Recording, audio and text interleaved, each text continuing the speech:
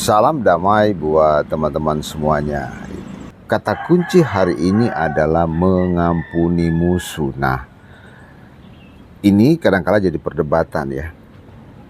Ya, di dalam keyakinan Kristiani, pengampunan itu menjadi pengajaran yang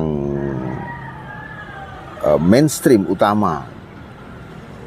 Jadi di dalam Injil justru inti pengajaran adalah pengampunan, mengampuni.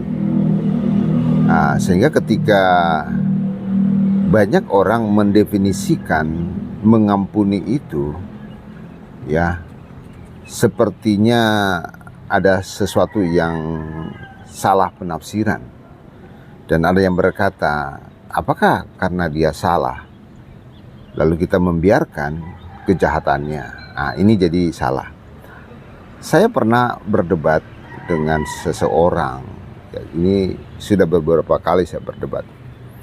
Saya katakan begini.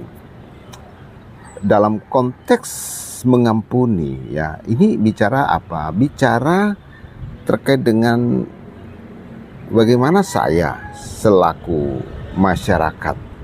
Ingat, saya ini bukan seorang pemimpin, ya, seorang pemimpin atau seorang yang ditugaskan sebagai seorang eksekutif, misalnya contoh seorang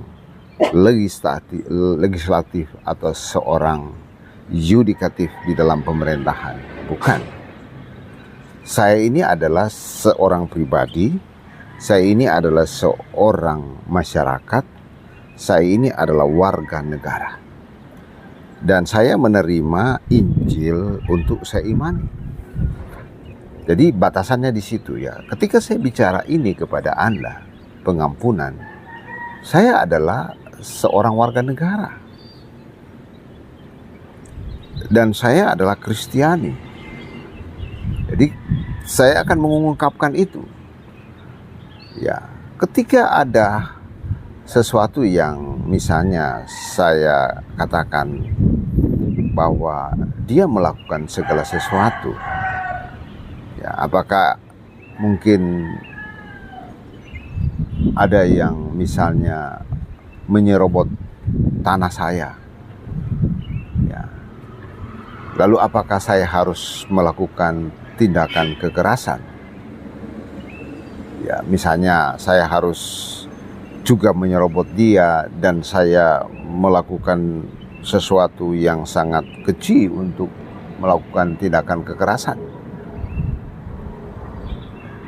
Apakah itu yang harus saya lakukan? Tetapi ketika dia menyerobot tanah saya, lahan saya, ya misalnya kebun saya, dengan dalih misalnya, ini saya punya surat,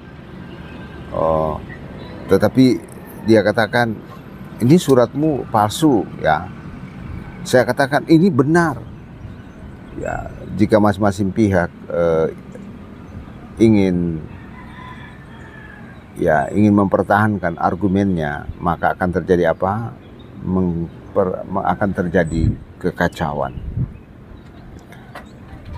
Ya, mengampuni ketika dia menyerobot tanah saya dan dia bahkan membuat kekerasan kepada saya, cara mengampuninya adalah seperti ini. Ya, saya tentunya menyerahkan itu kepada aparat keamanan. Ya, ini cara mengampuni. Ketika saya mengatakan, ya sudah, kita selesai di sini, saya tidak akan melakukan kekerasan kepada Anda, tetapi saya menyerahkan ini kepada aparat keamanan. Ini adalah konsep mengampuni. Jadi mengampuni, ya, tidak membiarkan kejahatan itu berjalan atau berkeliaran, tidak. Mengampuni, tetapi kejahatan itu harus diadili. Itulah saya.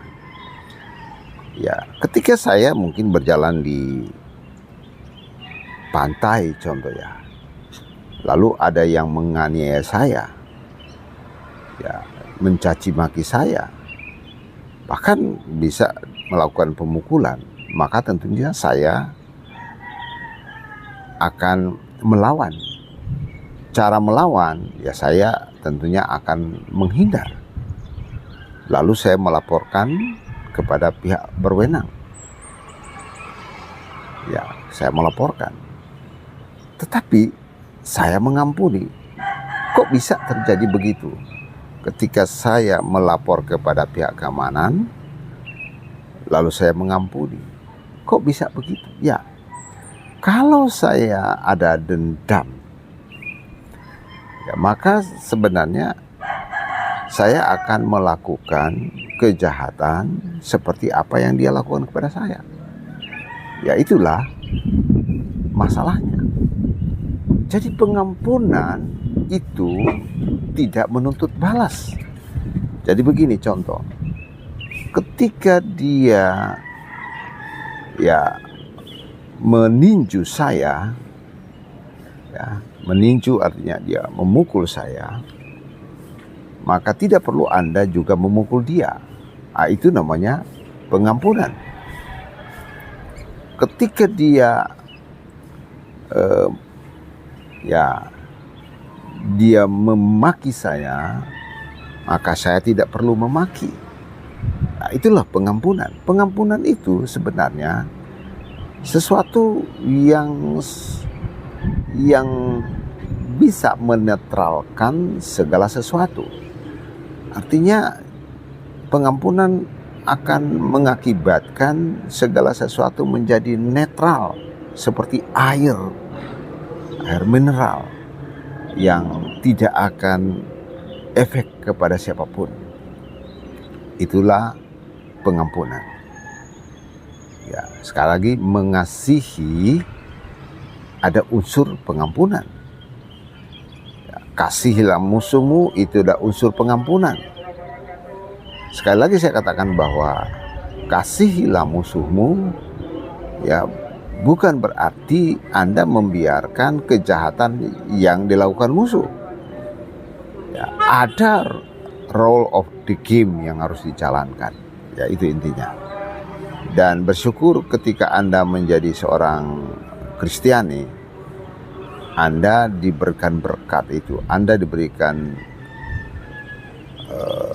spirit itu oleh Yesus. Kasihilah musuhmu.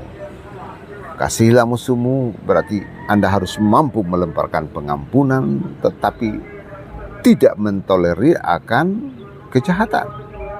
Itu intinya. Tuhan Yesus memberkati.